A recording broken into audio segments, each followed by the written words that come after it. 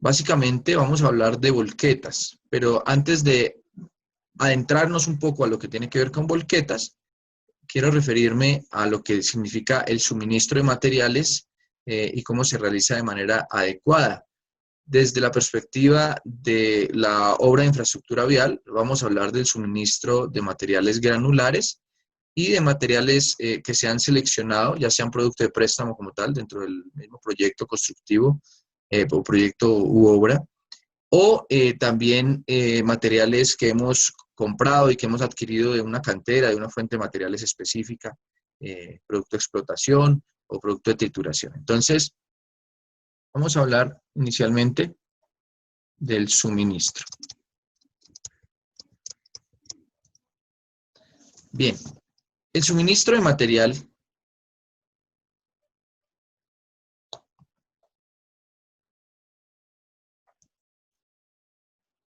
se debe realizar de una manera ordenada, teniendo en cuenta diferentes fases, como ya se ha mencionado.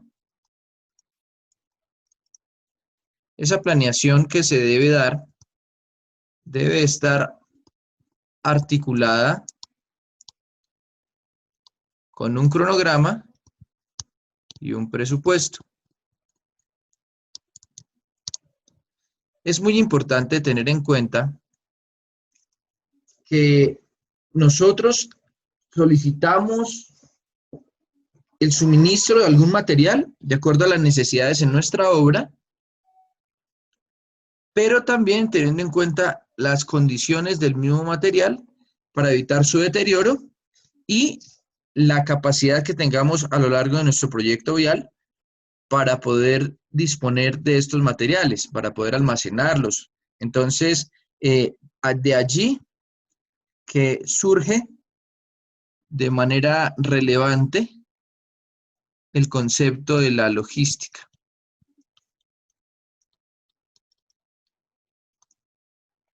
Y cuando hablamos de logística, entonces podemos acudir a diferentes conceptos. Uno que es muy usual, que tiene que ver con el manejo de diferentes obras o procesos constructivos, es el que nosotros llamamos el cross-docking.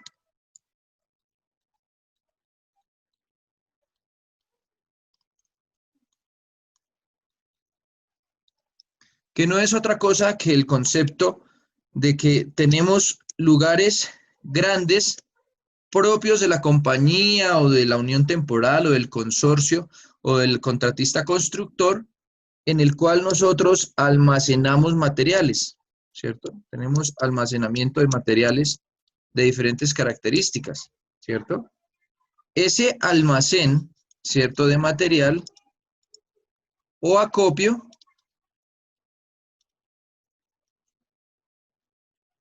nos va a permitir ir controlando cuántos materiales estamos utilizando, cuáles requerimos solicitar y demás, pero el concepto de cross-docking está aliado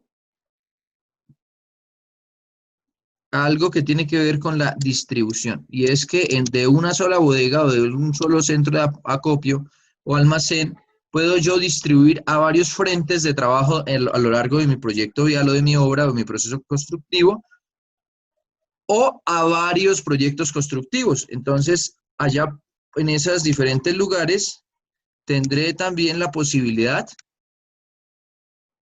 de almacenar o de acopiar material.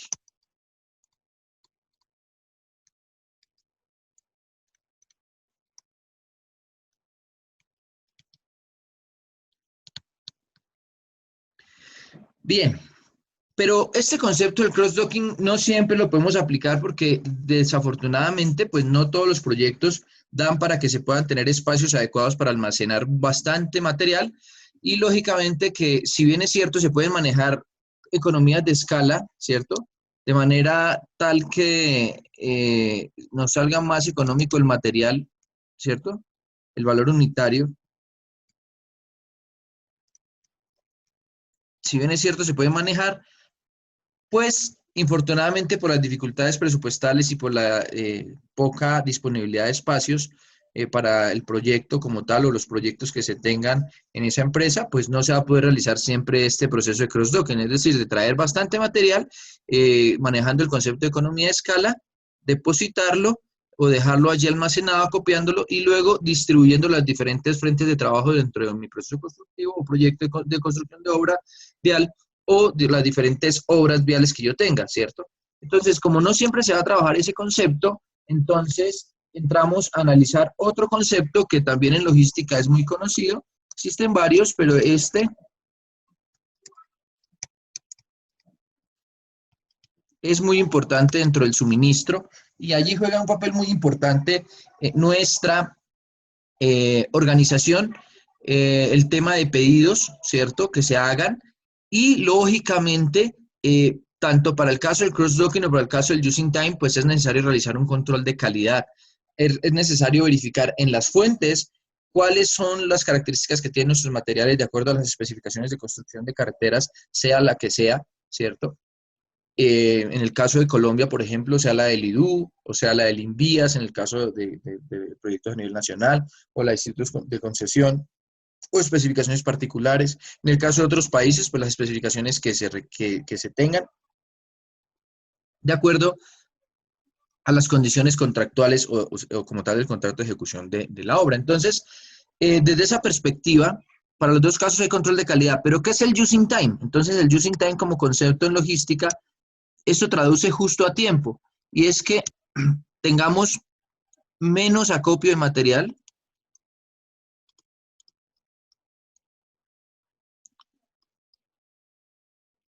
o ningún acopio.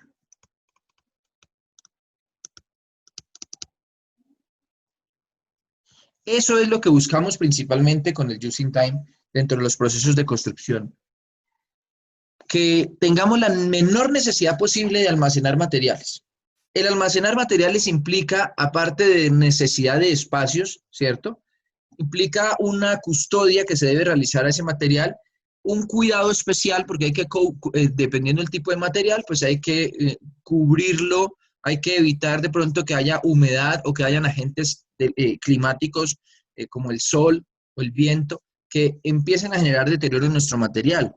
En el caso específico de los materiales granulares, cuando los traemos solamente con nuestros camiones, ya sea volquetas, dumpers, pues esos materiales habrán que depositarlos en alguna zona si es que manejamos zonas de acopio. Pero si manejamos como tal ya el proceso constructivo bajo el concepto de using time, entonces estaríamos trayendo el material directamente a la obra, directamente al tramo que se está interviniendo, y es allí cuando empieza a jugar un papel muy importante lo siguiente que voy a explicar. Entonces, recapitulamos. Using time es justo a tiempo, es decir, que el material nos llegue en la medida en que lo vamos a utilizar, para evitar que su almacenamiento y por ende su custodia y que este material pueda deteriorarse a raíz de que no ejerzamos la adecuada custodia o el adecuado cuidado o protección de ese material. Entonces va a ser muy importante este using time. En muchos de los casos, por temas también de dificultades de orden público, dificultades de orden social, de accesibilidad, temas relacionados con algunos aspectos sociales, pues se deben manejar algunos inventarios de material, es decir, algunos acopios. Es allí en donde surge como importante el concepto de acordonamiento de material. Entonces, eso es lo que vamos a verificar luego de esto. Cuando mezclamos las dos cosas, ¿cierto? El using time y el cross-docking como uno de los ejemplos, ¿cierto?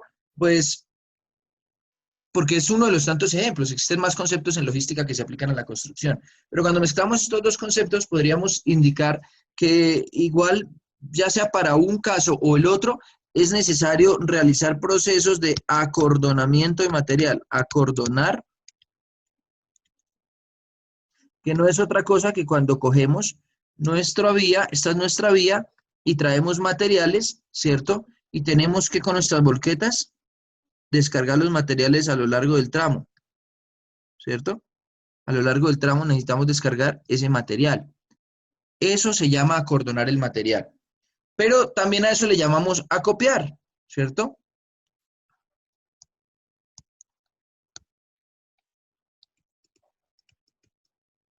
Solamente que el término acopiar a veces se designa más para cuando el material es depositado en patios o en zonas específicas que también se deben manejar de la mejor manera. ¿Por qué? Porque debe brindarse protección y cuidado a ese material para evitar que se contamine y luego, pues de pronto por esa contaminación que tenga con materia orgánica o con material de alta plasticidad, pues no se pueda utilizar. Entonces, digamos que acordonar o acopiar el material es algo que se debe realizar y que hace parte del proceso de suministro. Y lo importante es que podamos nosotros tener una adecuada planeación, teniendo en cuenta el cronograma y el presupuesto que tenemos y, lógicamente, acudiendo a la logística, ¿cierto? A la logística. Bien, hemos dicho que pues, sea cual sea la manera que estemos manejando los materiales a nivel logístico, obviamente siempre hay que realizar un control de calidad, tanto en la fuente de material como cuando el material llega a nuestra obra. Estamos hablando de materiales como un material seleccionado para afirmado, como unos materiales seleccionados para constituir lo que nosotros llamamos un pedraplén, materiales seleccionados para realizar los procesos constructivos de los subdrenes de tipo longitudinal, materiales seleccionados para realizar los procesos constructivos de nuestras alcantarillas, ¿cierto? Entonces, allí va a ser importante la grava, la arena, ¿cierto? Y aquí cuando hablamos de acordonar o acopiar material, nos referimos a ese material que se descarga por parte de la volqueta en montones como nosotros los tenemos aquí, ¿cierto? Pero también tenemos otros materiales como lo son el cemento, el acero, ¿cierto? Estos materiales deben también tener unas consideraciones respecto a, o se deben, nosotros tenemos que tener unas consideraciones especiales respecto a su transporte y almacenamiento, pero en este momento me voy a dedicar solamente a hablar del tema de los granulares y esos materiales seleccionados que ya mencioné. Bien, entonces, ¿cuál es la manera adecuada de realizar el acordonamiento o el acopio de un material? Vamos a ver cuál sería la manera adecuada de calcular el acopio de un material o el acordonamiento de un material.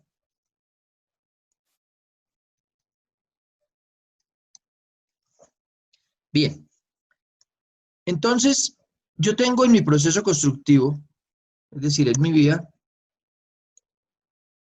la necesidad de realizar unos acopios de material, ¿cierto?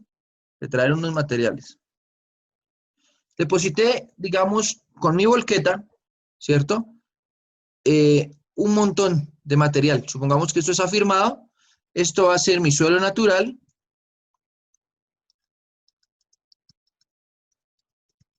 ¿Cierto? Y sobre esto, teniendo en cuenta las consideraciones de diseño geométrico y la topografía, pues obviamente yo tendré que realizar el proceso de extensión, y como tal lo que llamamos nosotros la conformación, que es extender con nuestra motoniveladora, ¿cierto?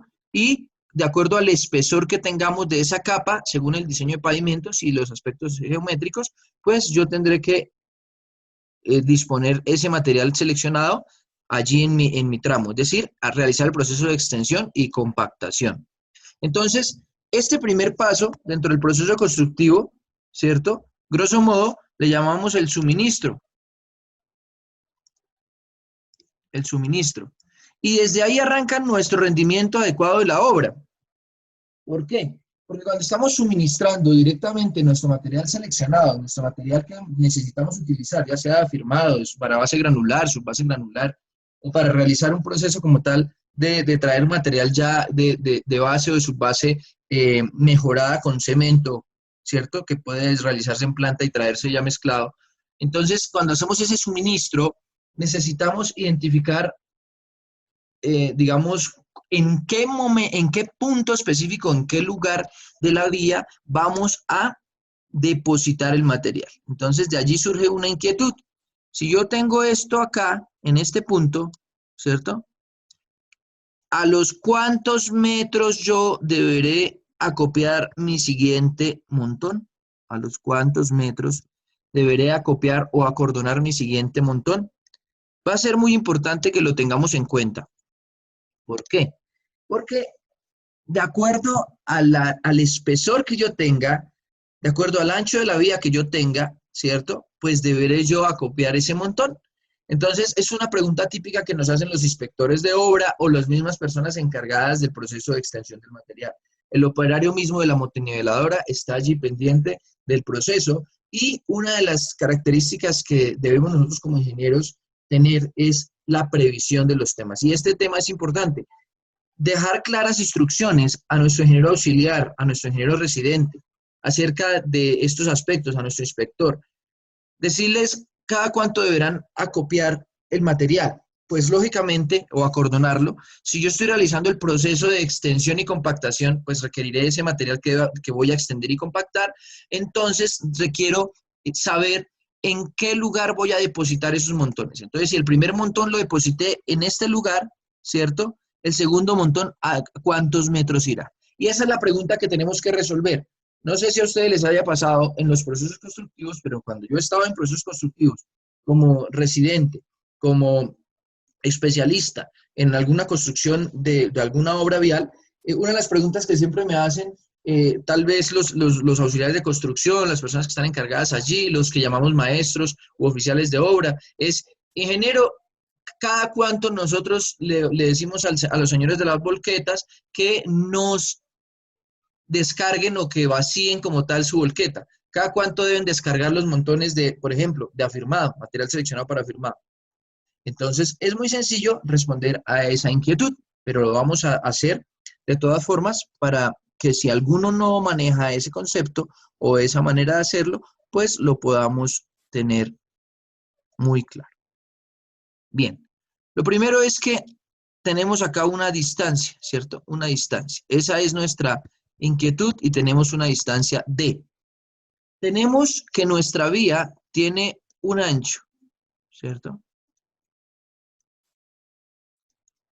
El ancho de la vía que estamos construyendo, Ojo a esto, si yo estoy trabajando en una calzada y voy a trabajar completamente la calzada, pues voy a tener en cuenta ese ancho. Listo. Además de eso, ¿qué tengo? Tengo el espesor de mi capa. En este caso, ese espesor le vamos a colocar E. Ojo a esto. Voy a tener el volumen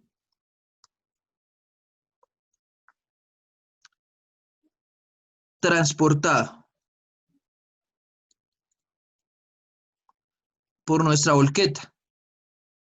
Ese volumen transportado por nuestra volqueta puede ser, nosotros normalmente manejamos dos tipos de volúmenes. Manejamos volumen a ras y volumen, la volqueta colmada.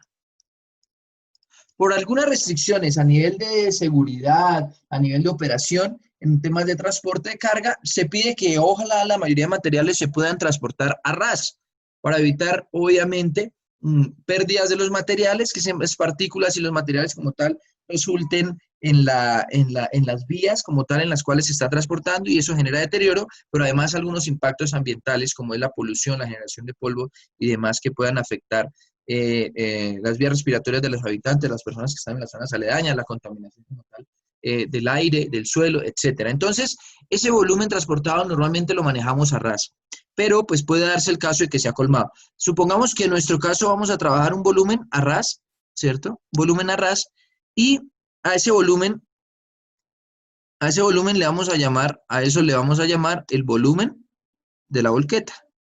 Volumen de la volqueta. ¿Sí? Deberé definir con digamos, deberé definir con anterioridad si vamos a trabajar volumen a ras o volumen de la volqueta colmada. Bien, muy importante que tengamos en cuenta que esos montones que va a estar depositando o vaciando o descargando nuestra volqueta, pues tienen unas características, ¿cierto? Recordemos que nuestros materiales los encontramos en tres estados, digamos. Decíamos que el material yo lo tengo normalmente en banco. Cuando lo exploto con una excavadora, por ejemplo, o con una hoja topadora, por ejemplo, tipo bulldozer, pues lo suelto y entonces el material pasa a estar suelto, ¿cierto? Y luego cuando realizo el proceso constructivo, ya al realizar el proceso de suministro, extensión y compactación, mi material va a quedar compacto. Entonces, teniendo claridad de esto, pues vamos a decir cada cuánto vamos a depositar los montones. Pues si el material que nosotros traemos ya es un material suelto, pues voy a tener en cuenta eso para el tema de la capa. La capa que yo voy a tener es un espesor de la capa que es compactada. Espesor de la capa compactada, ¿cierto? Compactada. Y hay una cosa que sí, para nosotros es importante y es la caracterización previa que hemos hecho de ese material. Cuando hemos hecho los ensayos de compactación normal o ensayo de compactación modificado, que en el caso de las normas del ensayo del INVIAS en Colombia, son la norma de INVIAS para poder determinar este tema de la compactación óptima, las normas del INVIAS, ensayo 142 y normas de INVIAS, ensayo, normas de ensayo, la 143, para que es normal y modificado. Entonces, teniendo en cuenta ese proceso y ese ensayo de compactación, pues yo he podido determinar, obviamente, a partir de allí, he podido determinar la densidad máxima seca de mi material, ¿cierto? Y hemos podido determinar mi humedad óptima de mi material, ¿cierto? Teniendo esa claridad, pues obviamente también podré yo determinar mi factor, ¿cierto? Mi factor de compactación. Factor de compactación.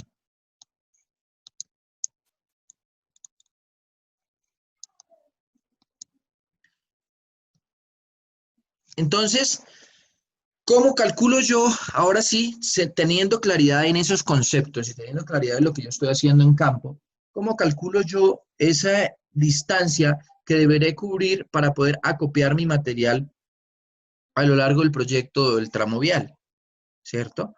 Pues debo tener en cuenta simplemente lo siguiente, que el volumen de la volqueta, como lo hemos escogido a ras, ¿cierto? Tendrá que ser igual al ancho de la vía que yo estoy compactando, que estoy conformando, multiplicado por la distancia a la cual yo quiero, digamos, la que quiero averiguar, es decir, para depositar o para colocar el montón, para vaciar, para descargar mi volqueta, multiplicado por el espesor compacto. ¿Sí? Pero ojo, el espesor, porque eso es el volumen de la volqueta, ¿cierto? Ojo, si yo tengo el espesor compacto, ¿sí?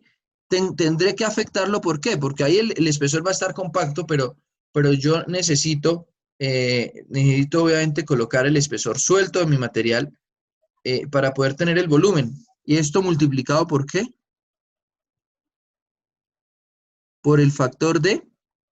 Bueno, realmente ahí no es que lo multipliquemos por el factor de compactación, sino por el contrario. Yo tengo un espesor compacto, ¿cierto? Y debo dividirlo, ¿sí? Debo dividirlo en el factor de compactación. Entonces, ahí básicamente es dividido, ¿sí? En el factor de compactación.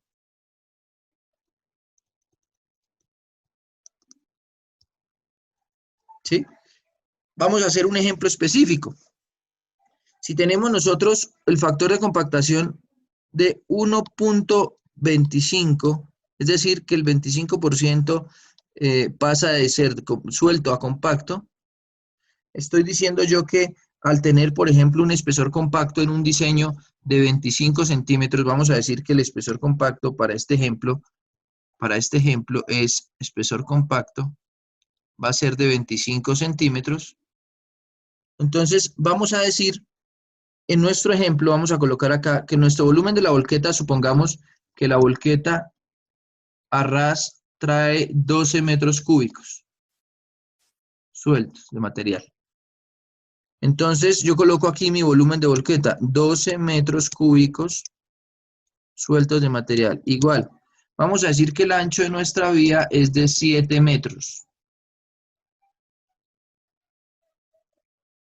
Ancho de nuestra vía, vamos a decir que es de 7 metros. Entonces, nuestro factor de compactación vamos a decir que es de 1.25. Es decir, vamos a tener en cuenta esto.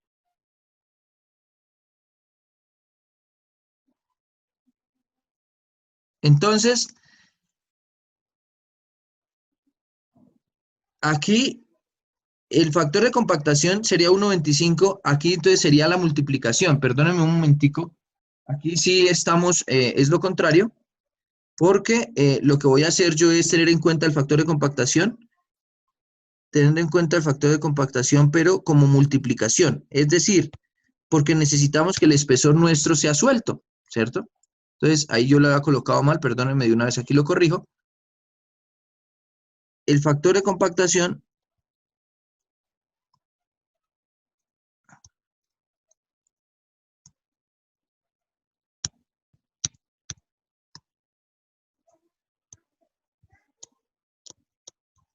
entonces sería el ancho de mi vía, sería 7 metros, por la distancia que no la conozco, por el espesor compacto que es 30 centímetros, lo pasamos a metros, a 95 centímetros, sería en metros, 0,25 metros, por el factor de compactación, 1,25, ¿cierto?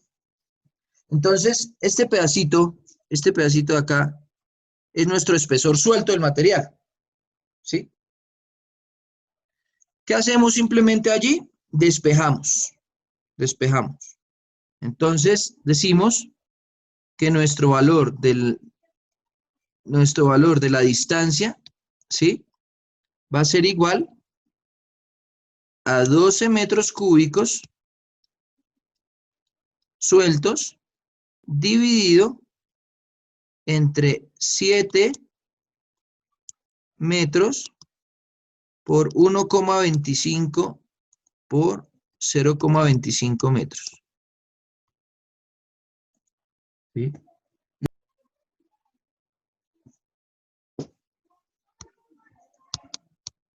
5,485, aproximadamente 5,49 metros. Esa sería la distancia a la cual requerimos descargar el siguiente montón. Para una volqueta de 12 metros cúbicos sueltos, si tenemos un ancho de vía de 7 metros y obviamente un espesor ya compacto de 25 centímetros con un factor de compactación de 1.25. Entonces, esta es la manera principal, digamos, o una manera sencilla de poder realizar ese suministro. Bien, vamos entonces a pasar a la explicación de lo que tiene que ver con el ciclo de una volqueta. Entonces ya vamos a hablar del ciclo de una volqueta, vamos a hablar del rendimiento que tiene nuestras volquetas.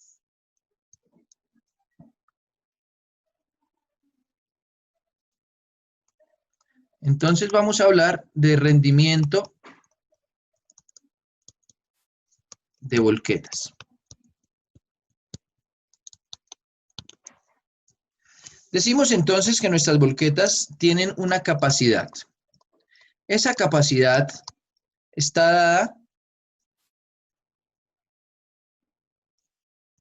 en volumen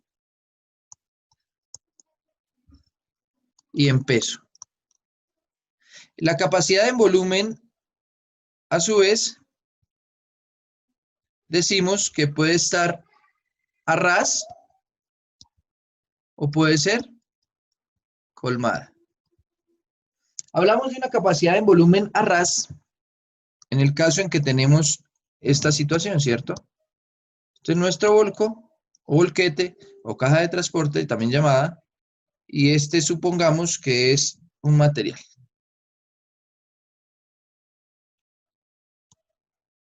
¿Cierto?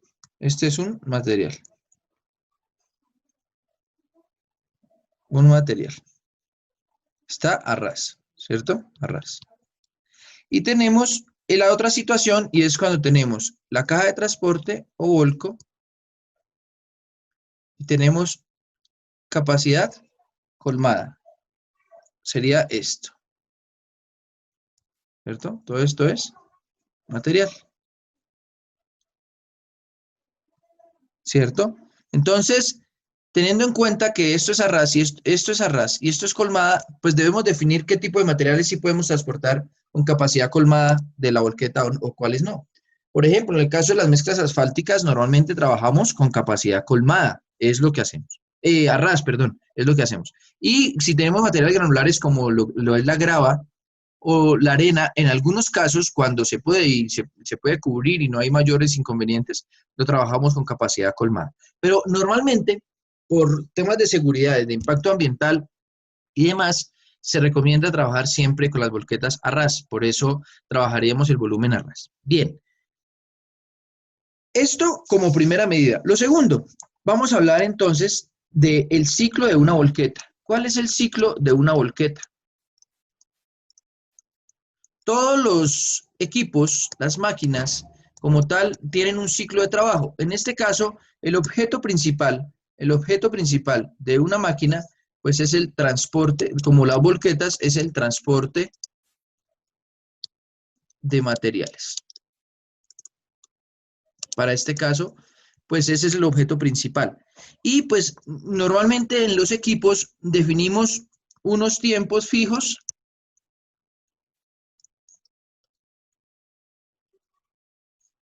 más unos tiempos variables.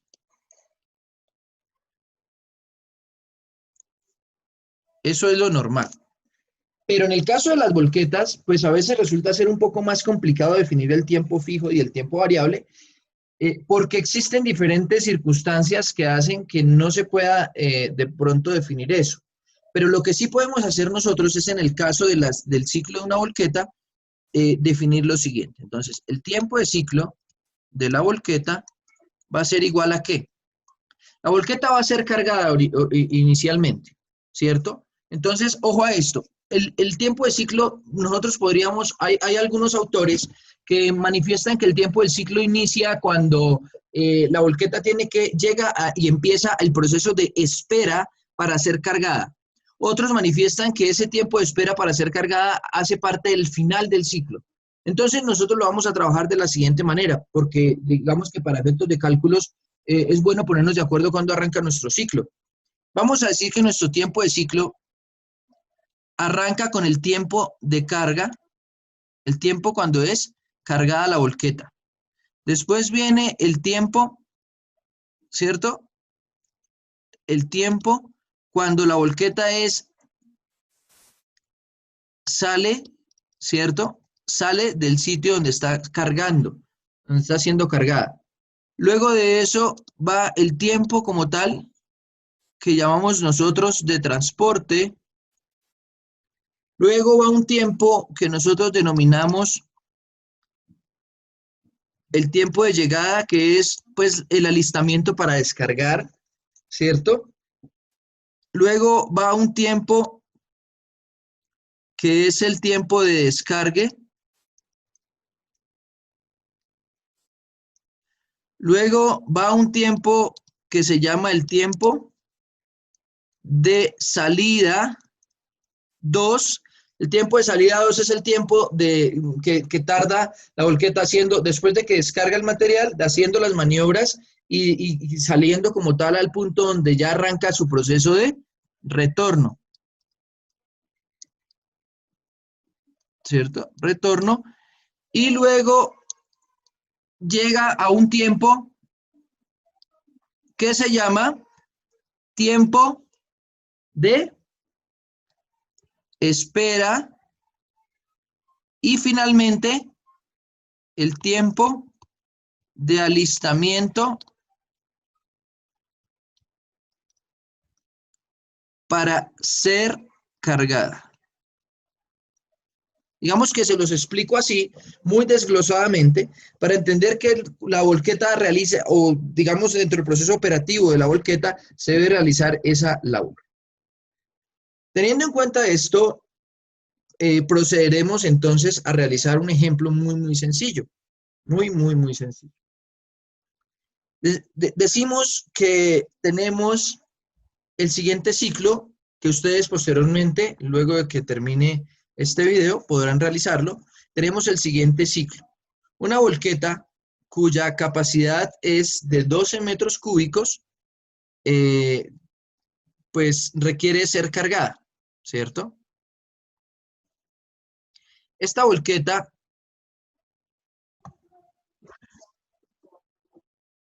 entonces vamos a realizar el ejercicio teniendo en cuenta la siguiente información. Una volqueta debe realizar el transporte de un material producto de excavación si se tiene en cuenta que la volqueta tiene una capacidad en volumen. Vamos a escribir los datos a este lado, perdónenme, para que por favor sigan acá con el video. Entonces, la capacidad en volumen de la volqueta la vamos a trabajar a ras y vamos a decir que es una volqueta de 13 metros cúbicos sueltos.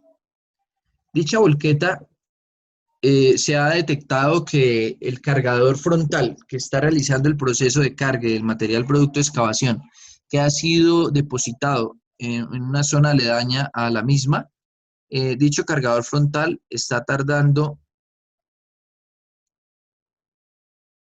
2,5 minutos en cargar la volqueta.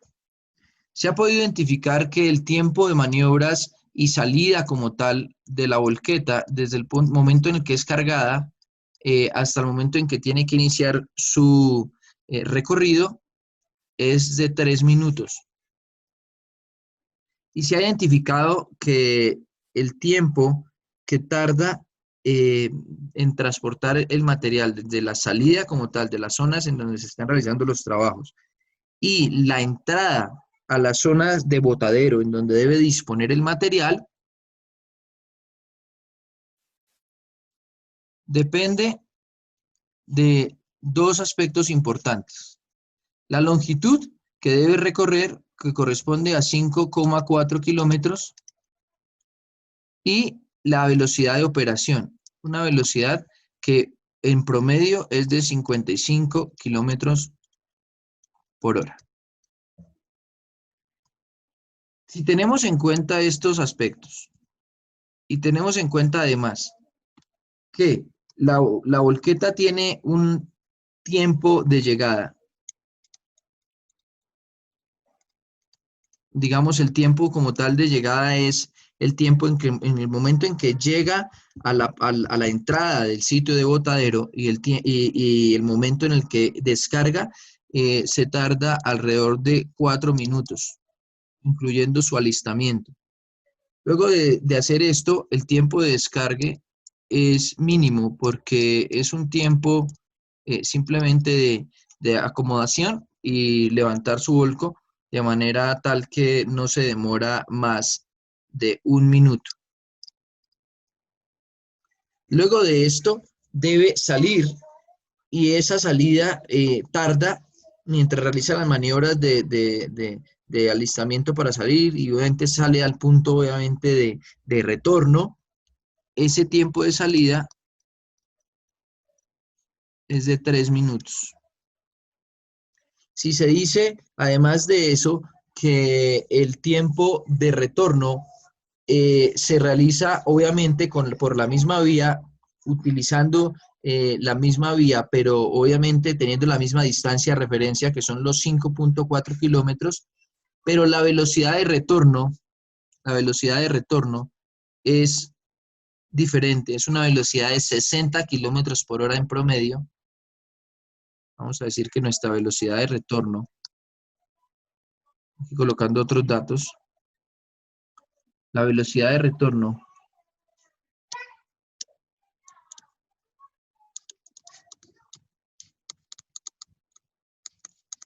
es de 60 kilómetros por hora, en la misma distancia.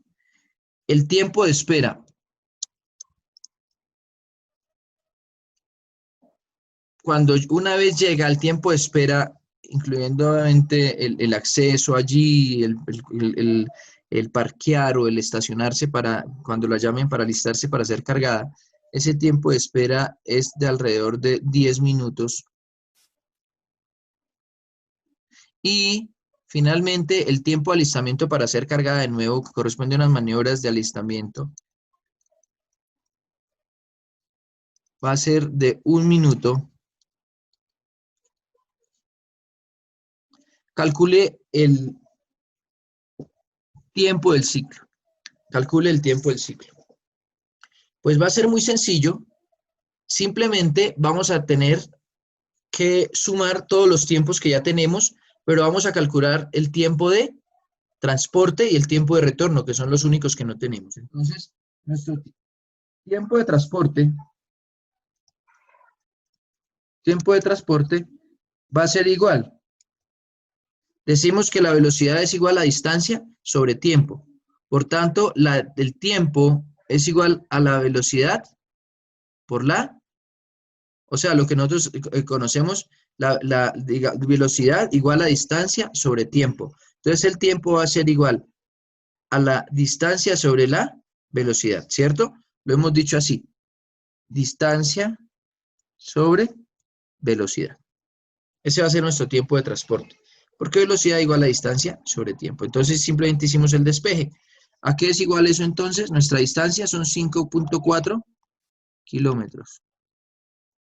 Y tenemos una velocidad de 55 kilómetros por hora en promedio. Al hacer esa operación, muy sencillita, ¿cierto? Entonces, decimos que 5.4 dividido en 55 nos da 0.098.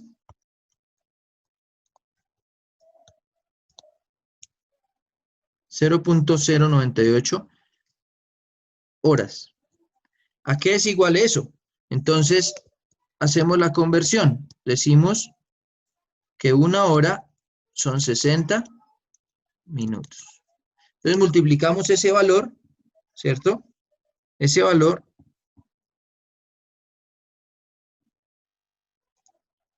lo multiplicamos por 60 y nos da 5.89 minutos. 5.89 minutos. Esos 5.89 minutos sería nuestro tiempo de transporte. De la misma manera, hacemos el cálculo del tiempo de retorno. Entonces, ustedes procederán a hacer el cálculo del tiempo de retorno y luego haremos la sumatoria de todos los tiempos que tenemos. Así concluimos nuestra clase de hoy, nuestro tema de hoy de rendimiento de volquetas, solo hablando de manera específica de lo que tiene que ver con el tiempo de ciclo. Luego explicaremos con un tren de volquetas, es decir, con un grupo de volquetas e interactuando con otras máquinas u otros equipos, cómo calculamos el rendimiento completo o más bien el ciclo completo. En este instante, pues lo que hemos hablado es del tiempo del ciclo. Luego también procederemos a calcular el rendimiento teniendo en cuenta la jornada laboral o el número de horas de trabajo y el volumen que tenemos con la volqueta. Bien, Dios los bendiga y seguimos en contacto.